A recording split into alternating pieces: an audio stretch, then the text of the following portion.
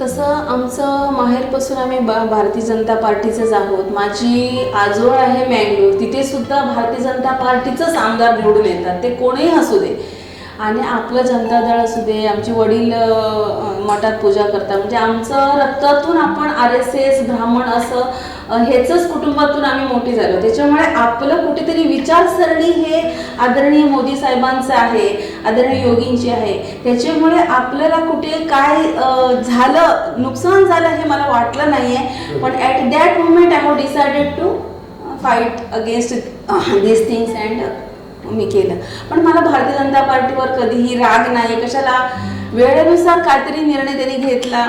पण अजूनही माझं मन कितीही कोणीही सांगितलं तरी माझे भारतीय जनता पार्टीमध्येच आहे. आणि ॲक्च्युली BJP स्टार्टिंगमध्ये होतं तेव्हा मी त्यांचं सभासद नोंदणीचं काम, नंतर मेडिकल मिशनची मेडिकलचे ह्याचं काम, आरोग्याचं, त्याच्यानंतर महिलांसाठी तुम्हाला एंटरप्रेनरचं काम, विश्वास नांगरे पाटलांना आणून ह्याचं काम, तसं असं अनेक कामं तुम्ही सावंतवाडी शहरामध्ये असू दे किंवा तालुक्यामध्ये असू दे मी केलेली होती. हे all are under BJP only.